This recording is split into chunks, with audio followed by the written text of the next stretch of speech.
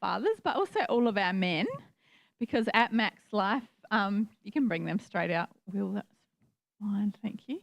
They can come straight over.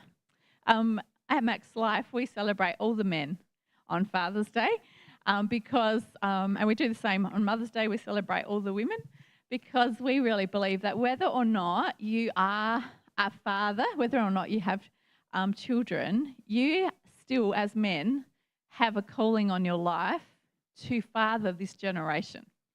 And so we really want to celebrate all of you and all that you do to encourage other people. And I know that the men of this church are incredible men, and our children are very blessed because all of you are speaking strength and courage into the younger people of our church. And some of you also are grandparents. And if you're not a grandparent, then you are grandparenting this generation as well. And so we really appreciate you. We're doing something a bit different today. We're just getting set up. I think we've got one more coming. One more chair. Did Ashton get lost out there, I think? Oh, good. Actually, we might need more than one. We actually need 2 more chairs. Good. We are going to do an interview today. We're going to be interviewing 4 of the men of our church, and some of you might know better than others, but we're just going to invite them to come forward now. So we've got Carlos and Eutychus, and we've got Pete and Rob. If you guys would like to come on out, and we'll just get the rest of the chairs.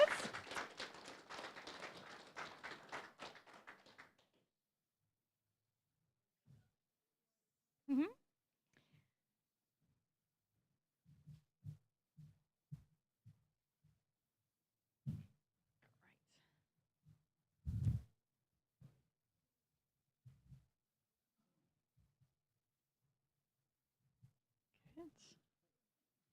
Good.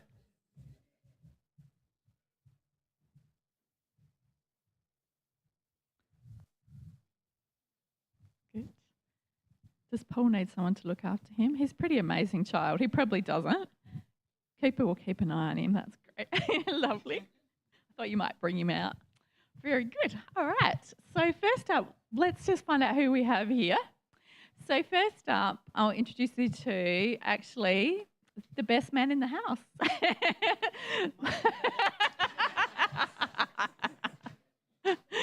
So if you don't know, I'm married to Rob, and we've been married nearly 6 years now. And Rob has a son, JJ, who's at the lights back there, and he took us out for breakfast this morning, so that was lovely. And then had us pay. Yeah, that's the way, isn't it? So, well, that was great. Rob, do you want to tell everybody like what job you do? I don't know, anything about yourself that you want to tell them? So I'm a farmer and a mechanic, and I help Tracy. Yeah, that takes up most of my time. Okay, and Eutychus, do you want to tell us a bit about yourself and like where you come from, because you're fairly new to our church, so we'd like to know more about you. My name's Eutychus Mureithi. I come from Kenya. That's where my original place. Been in Australia since 2009.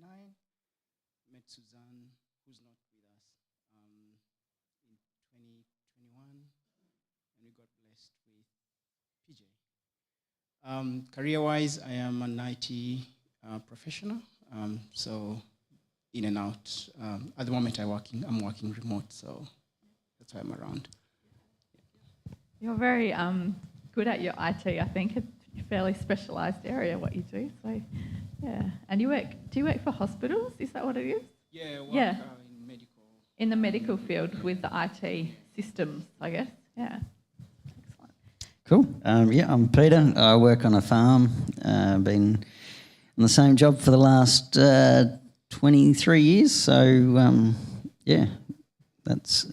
And then I help out whatever Tracy needs at church with youth, and Anita with kids ministries and whatever else. So.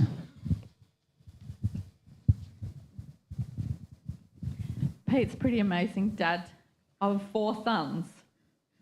So I think that's I think if you can raise 4 sons, you're doing very well. You automatically get invited to the panel. Cool. Carlos. Hello, church. My name is Carlos, and then I am from Indonesia. And then I work as a mechanic, apprentice mechanic for a truck and bus. And then I have like 1 year. I have son, 1 year, and then 19 months old at the moment. Yeah. And the whole church loves Maxie. He's like our mascot. Maxie from Max Life Church. Yeah. True. The very first time he came, we worked that out, didn't we? I remember. Yeah. And how long have you been coming, Carlos? About 18 months or 2 years? I've been coming for 15 months 15 now. months. Yeah. Awesome. Yeah. Yeah, 15 months. And we've just seen Carlos come to know Jesus, and it's just been incredible, your testimony. But we might talk about that a bit more as we go. All right. Thank you. Cool. So, first question, get my questions out. My first question is just a really quick answer kind of question, so you don't have to go too long, but we're just going to ask everybody this one. One thing that you found challenging about being a dad, and something that you enjoy about being a dad. So something that's been hard and something that you enjoy. Don't know who wants to start. Probably whoever's ready to go. Give it to Pete. Yeah. Being hard. Not having all the answers is always hard, and admitting when I get it wrong, It's hard to which admit is that you're wrong. constant. But the blessings in it is seeing your kids succeed, particularly when it's been something they've struggled with for a long time and they've just persevered and they've succeeded, or watching their characters grow. Yeah, that's a real blessing. Beautiful. I think for me a challenge would be stepping into the role of a dad according to the image of God. Might be a struggle to step in that role as a hero, provider, leader, mentor. At the moment, I feel I have a bit of leeway, but when PJ gets into his teens, then that's where the rubber meets the road, but hopefully by then I'll have been mentored by the dad of 4. I'll need all help I can. The challenges in there also, I've had the pleasure to be that on my own for a while, and preparing food for him is always a challenge because he's always hungry all the time, and I'm like, catches me off the back foot, I'm like, okay, quick, but I do enjoy the fact that, once I provide all that, he seems to be content, he's happy, even when he's annoyed, he still comes to me, so I think I'm doing all right. Yeah. You're amazing, Dad, because you're doing a great job. Mm-hmm. I think for me the struggle is the juggle of work, family, everything, making sure that everything gets done, or keeping up in every area. But I love spending time with JJ. We have a lot of similar interests and things that we enjoy doing together, and I'm really blessed by that. Can we have another microphone? Is that all right? Or got some more?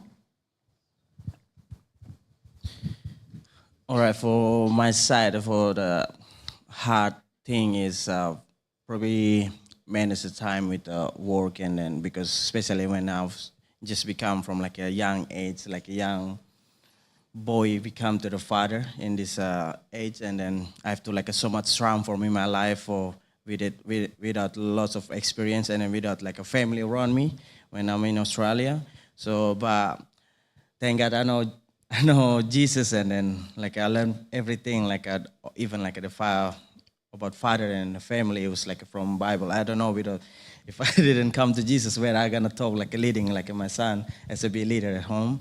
But and then the good thing is like I start realizing like kids is just responsibility, no job. And then this kind of like I can put the difference between like because if job I can just like I can get done again next day. But now I just realizing like I am some like a grown boy. I have like a God thing like I can make it. So he placed me like a responsibility as Maxi in my life. Wow. So this is kind of like the good thing I realized like I can be someone take responsibility now. Yeah. That's awesome. Yeah, like that God-given responsibility to be a dad. It must hang heavy on all of you, I'm sure, when you sort of realise it's not just like as a job, as Carlos said. It's not like just fixing a truck, and it doesn't really matter if it breaks down the next day. They'll bring it back. Like you might be annoyed, but yeah. Whereas this is like a child you're shaping. So yeah, that's awesome, Carlos. Thank you for sharing that. So next question, and whoever wants to can answer this. We recognise that like everybody's situation is different. Like some of us have had fantastic fathers, and some of us have had fathers that have really let us down. And we really recognise that on Father's Day. Like it's a hard day for many people. But the question is, what's the best memory you have of your own father growing up, and what is something he taught you that you really value?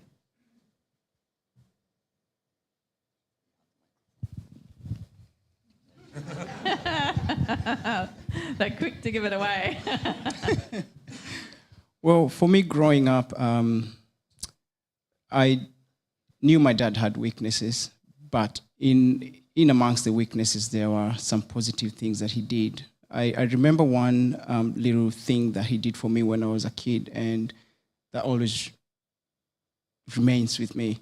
We loved making some toy planes, and then we'd run around, and the toy plane had a little propeller that would run in the wind, and it was always really hard to get that propeller to actually turn in the wind, no matter what you did. And I remember him sitting down and spending time with me and trying to put that together, and it worked straight off the bat. And I really felt proud of him. He was like, oh, my hero, Sorry. So the best memory and something that he taught you that you really value. Yeah. Well, something he taught me was, I think, resilience. He taught me that. And there are times I thought we were doing really bad as a family, but he always came through somewhat. He never went to bed on a hungry stomach. We probably didn't have the best of meals in certain days, but nonetheless, it was a meal that we ate and went to bed. And I think that was a good sign of someone coming through as a provider, which I really appreciate of him. Beautiful. I think something I appreciate of my dad is conversation, and always having someone to talk to with a question, or just catch up, see what's been happening or what we've been doing. But the conversation I appreciate. Beautiful. Yep. Growing up, my dad's always had an incredible sense of humour, which he passed on to me, which I appreciate. The rest of you in the church, maybe not so much. But growing up, I think the thing he taught me most was you got to work hard for what you want, and that work ethic and integrity. Like I remember watching Dad run 3 jobs just to put food on the table, back when interest rates were really high and farming wasn't very good. And, he ran himself ragged just to provide for us, and I appreciated that. Probably more so now than I ever did as a kid. Come to understand what it's like to do things tough and whatnot. But I remember spotlighting and Dad teaching me to shoot and that sort of thing. But one memory stuck in my mind when I was reading the questions, and Dad had a stock truck and used to cart stock, and I used to love just being in the truck with Dad as a 3 or 4 year old. And if anyone knew my dad, you would have known that he was like a sniper's nightmare. He always had a bit of a limp. And I can remember walking around the sale yards and following Dad, and Dad was limping along, and I, as a 4-year-old, was limping along behind him, and everyone was smiling at me, and I thought I was just, I was mimicking my hero. Aww. But, yeah, it was kind of funny. It was something that's always stuck in my mind. That's beautiful. Love it. Cool. Did you have something too, Carlos? Or you did not for that one? Yeah, you can. Yeah. So for me, it's like it's a good moment. Like when I remember with my dad, is he always kind of like look like over protective over like wanna showing me like how I have to grow, and then every single time like when I was in my childhood, like he always take me everywhere he go. Like he didn't tell me so much, but even like because he's the person active in the church, helping the church, and then serve the church, and then he always like get a part of like the big focal group. He always taking me when they do like come to have like a one night, come to just go to church, and then they have like everything like his thing with the church involved. He trying to like taking me to just showing like this is the way I have to go. Until like, especially like I'm still young, I don't really understand what it took me so long until right now, if I can just like put all that together, and then I can just realizing what he trying to show me because last time before I choose to decide when I was still 17 years old, so like now today I want to say I want to out, I want to find job in another island, and then my mom's like, all right, you can do whatever you want, but my dad, he has a mouth. He don't have mouth to say no to me. I remember I go to bathroom. I can hear like he's trying to whinging to my mom in the like behind the door. Like try to stop him. I don't want he go. I don't know, but back in the culture, like I'm the youngest one, so he don't want like let the youngest one go. So he's just like no, I don't want his go. But I found like I'm trying hard until they let me go. I don't know, the decision let me go, and then it's literally last year when I sat down and I remember again about the memory, and it's like, especially when I have Maxie, I was like, oh, now I realize how I'm feeling as my dad feeling. He trying so hard to protect me on like, he know like how wild the world and outside. He trying to want to show me the good way before I walk out, but I want to choose to walk out by myself first without like any thing like I carry, and then but now realizing like he just like when I was say like I'm out, he's have like so much thing like in his heart. I think that time like all right, I start trusting you to let you go to like find your word now. So that's beautiful. A good thing like as a being father. That's why now I'm trying to learn him, because I don't become to me I'm really overprotective to Maxie. Sometimes I realize I was like no, don't do this, don't do that, but now I have to learn too. Like sometimes have a thing I have to I let go, and then I couldn't handle. Beautiful. It's just been lovely just hearing like Pete and Carlos share. Both of them have lost their fathers in recent times, and how beautiful it is that you have those memories, and they're actually memories that involve who your fathers wanted you to become, and the way that they were trying to shape you into that. And now you can see that, which is a beautiful thing, and it's still affecting you, even though they're not here. I know Carlos often wishes, don't you? You wish that you could tell your parents that I've become a Christian, because that's what they wanted for you so badly. But they'd be so proud of you, Carlos. Yeah, they really would. Yeah, they really would. And everything they sowed into you is right there, and that you're actually walking out the fruit of that now, even though they might have thought, oh, Carlos has gone right off. Like it's what they sowed is bearing fruit, and now to another generation. It's beautiful. So we might go a little bit lighter. Can you share one of your great one of your great parenting fails, or something funny that's happened in your experience as a parent? Has anyone got a funny story? No, I never had one.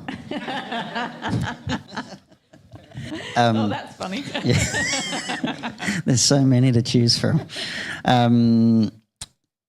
I asked my boys last night. I said, "Can you remember a parenting fail?" And they're like, "No, not really," which surprises me. But and then we did come up with one, and it was when Tyson and Lucas were little, and we were on our way home from Adelaide. And I don't know if you're familiar with Murray Bridge, but there's this thing called the bunyip. And I've heard of this. I mean, as a kid, I'd never seen this bunyip thing, and it was dark, and it was probably middle of winter. And I thought, we're down near the playground having tea. I said, let's go check out this bunyip. And so I put the $1 in, and I tell you, it was the best $1 ever spent, because there's Tyson and Lucas, and this thing goes and comes out of the water, and two little boys packed it. And they started howling, and they're running to the car, and I'm like, oh, there's going to be nightmares for weeks. And I get in the car, and I look at Anita, and all she can do is giggle. and it was just one of those moments where I'm like, that was a blue, but at the same time, it was incredibly funny.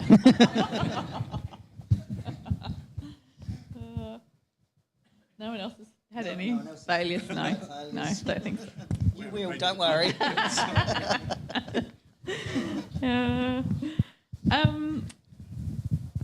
What have you learned about God on your journey as a dad?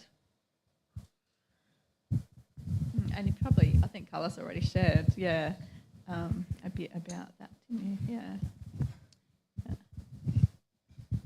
I think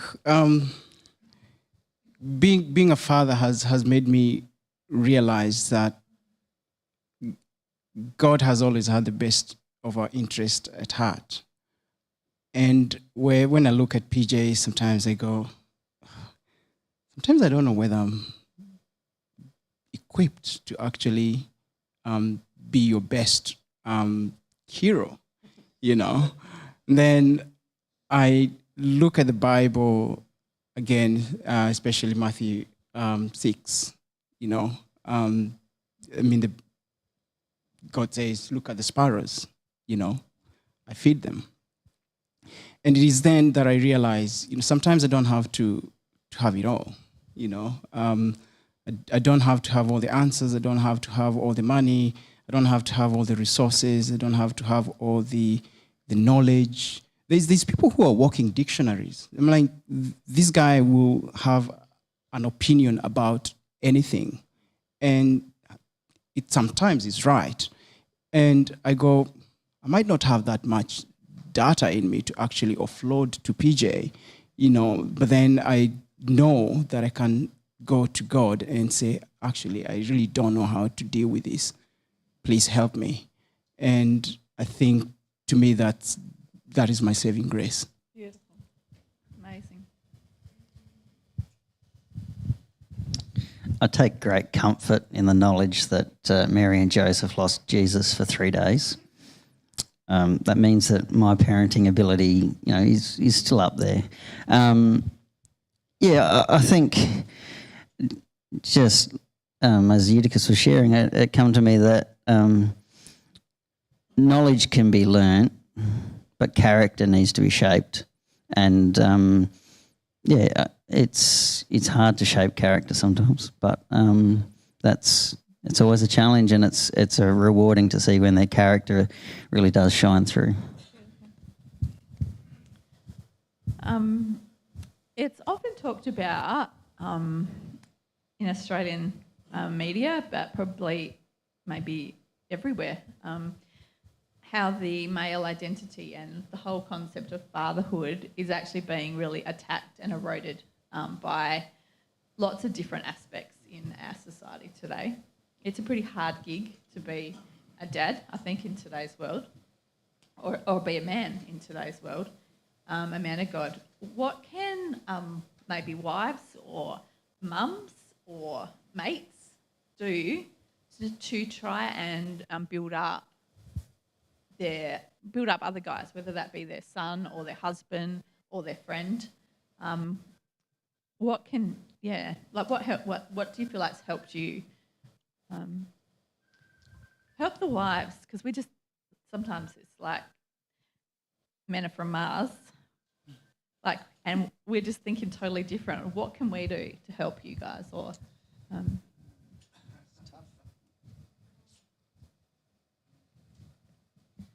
be of one accord for a start. Something we learnt very early on between Nita and I is that in our parenting, we are united. So my boys don't. If I discipline one of my boys, they don't go to Anita and try and convince her to let them play technology or whatever I've just banned them from. You need to be united because kids are very good at picking up where they can chip away at the armour and manipulate situations. Encouragement is, guys, our mates are probably our best asset, but they can also, in their joking around, tear each other down. And sometimes we'll say, oh, you idiot, what are you doing? Or, but those words can actually start to take root, and then your self-talk then starts to go, oh, I'm just useless at this. Be a bit careful about what you're saying and speak words of life, not tear each other down. I think that's good. Credit where credit's due. But I think something I sometimes think about, not all men are bad.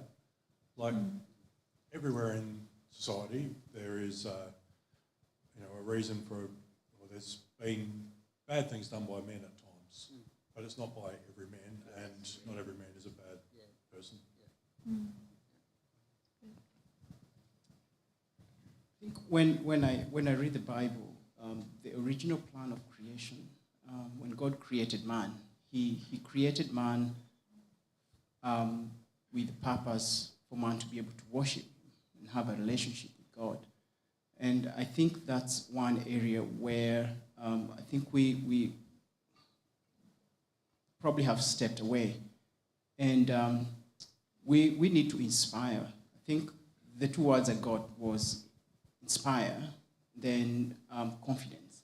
We need to inspire men to be able to have a relationship with God, and not to actually shy away. And sometimes when I look at even the church composition, we see an overrepresentation of women and not as many men. It's probably because men have thought, I don't need to be in church. I don't need to have a relationship with God. And whether it is the fact that that word relationship feels a little bit too, it doesn't carry so much weight with it. But we need to inspire men to be confident in who they are and to know that they can actually be on the front foot, because men are the one who probably would represent us to God, and I think God would love if men stood up for everybody else. And when I look at that as a leader, if we inspire men to be leaders and to look at God differently, I think that might have a different change in the way men view themselves, right from the word when they are kids and as they grow up to be responsible men in society. Beautiful. Amazing. That's something that for all of you, you really are leaders in your families and in your in parenting. Like I see that in all of you, that you have a vision for the future of your children, and you are working on that from a very young age. Like Carlos is already bringing Maxie to church. He's like telling him about Jesus, like from a very young age.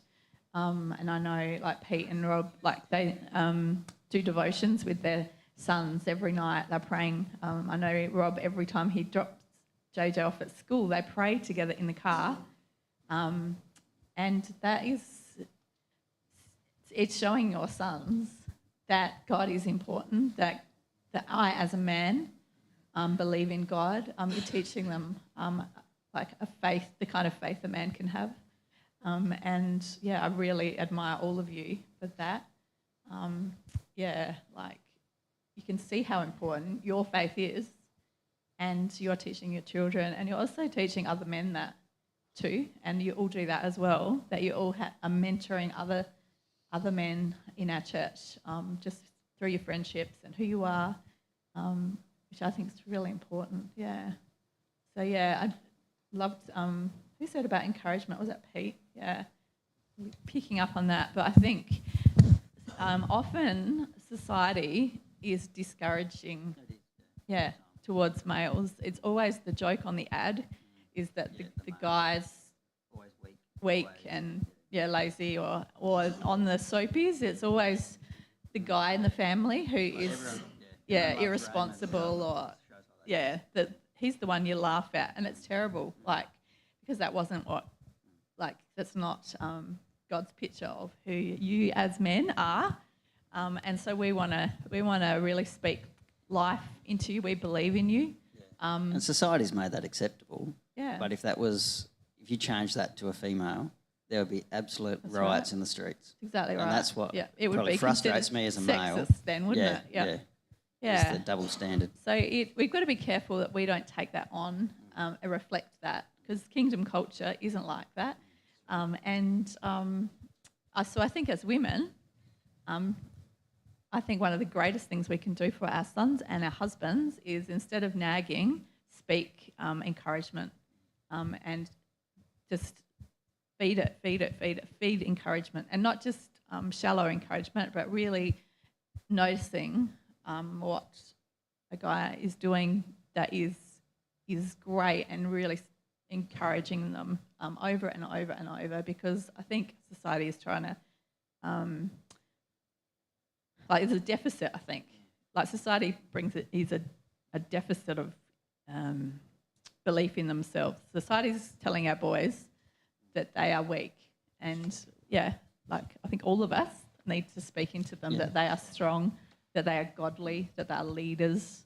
Yeah. Something else, we're not always, as men, we're not always good at going to things. Like, we get home from work and we're tired, and there's a Bible study on, or there's a encounter night, and we recognise our wife's been home with the kids all day and it's hard, so you'll be like, oh, why don't you go, honey, and I'll stay home and look after the kids. But really sometimes what needs to happen is sometimes our wives need to say, no, I'm going to stay home with the kids. You need to go and build relationships and because men are really good at attending and not building good relationships with other men. Cool. In the hectic pace of your lives, because often you're juggling very busy jobs as well as parenting and everything else, how do you incorporate Jesus and the church in your life?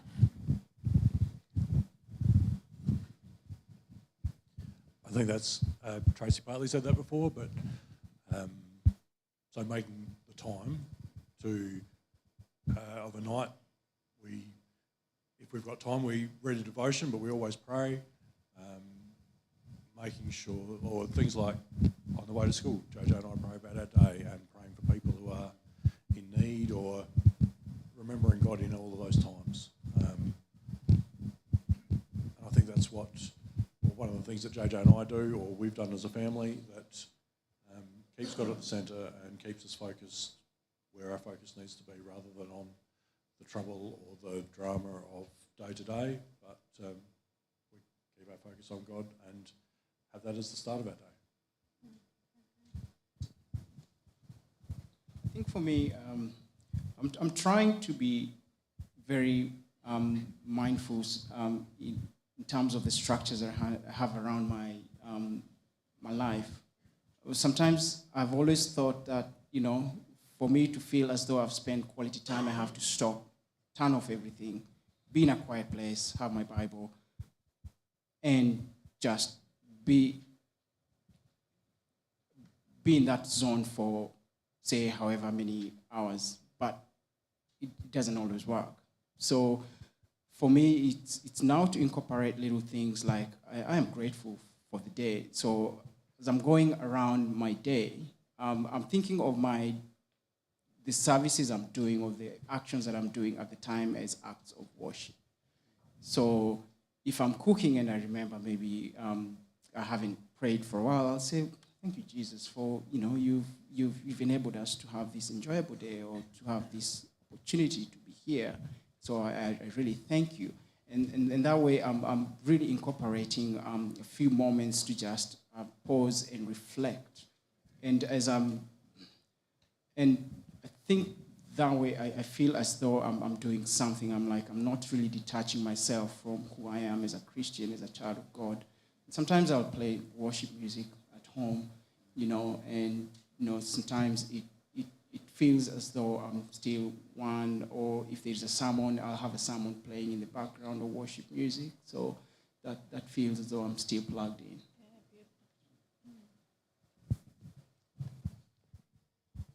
Yeah. How do you, Carlos, fit God into your life? Because you're really busy with mechanics, and then you're a single dad with Maxie, and you're juggling a lot. How do you? So this is the thing, right now, it's really new for me, and then I was still learn on that as well as a young dad, and then especially with get to know God, and I want to get involved with the church, and then sometimes, to be honest, it's hard. Even I sit down like this, what I have to do first, but I love that one. That's the thing. Sometimes I learned in there from let's say I borrow someone's maps. I love to come to church. I'm talking with Rob. I'm asking what he's doing about the job, or Peter. And then so that's from that way I pick up the maps. They're going on the road for the living as a job, living as a dad, living as a man of God. And then I start sometimes I sit down, and when I have a free time after all the thing I do back at home, I just when the time to just I want to pray. And then I think one by one, the way Rob doing is good, and then the way Peter's doing is good, and my way is like this. I'm trying to match up, and probably I can just try to set up in this. So sometimes I feel this is really important to we have community or a friend around to because with the busy life, to be honest, sometimes you can say even a man of God, you're gonna have a time to hard to hear what God's wanted me to do, and also God, please give me wisdom so I can manage my time today to doing all of this, because I'm gonna have a job. I have to see Maxie, so he didn't have feeling I don't have love for him, or I have to do my responsibility at the church as well. But first, I try, for now, what I found before I do everything, I start to pray. And then after finish all my day, I pray to thank. And then the rest, I still asking God to teaching me how to find time to I can be because I still don't understand, because it's hard. Sometimes it is my will I want to do this, or God will to what He want me to do this. So I still, working with God every single day. It's good, really good. That was awesome. They did a great job, didn't they? It was amazing. Yeah. We're going to get the kids to come in now. Are the kids ready out there? Are they ready for us or not yet? No. All right. You get the kids. And just before the kids come, could you tell me one very quick piece of advice that you'd give to someone that is a dad, or just starting out as a dad, just something to keep in mind very quickly? Can you think of one thing? Who wants to go?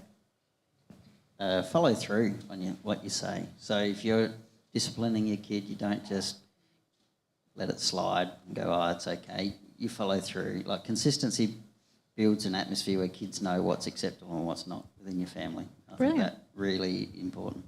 Cool. Anyone else got one? I think for me is not to shy away or to feel discouraged when you don't have everything, every answer, every resource that the kids need at your fingertips, and just be there for them. Beautiful. I think that's the same thing. Make time. Nothing else is, or nothing's too important. I've always tried my hardest to rearrange whatever I'm doing to spend time with JJ when I can. I would do the same again. For me, is the presence for our kids is really matter. So when we have a time we'll be there for them, even just have to take away to a park or do something fun, but the presence really matters.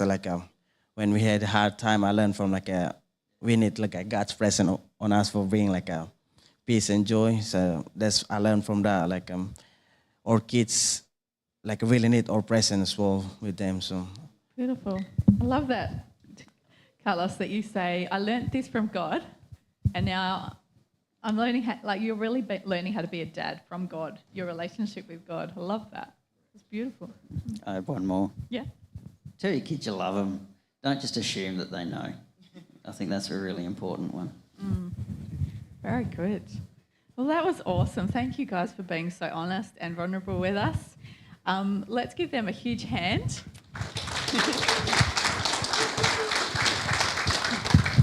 You did a great job. You can find yourself a seat.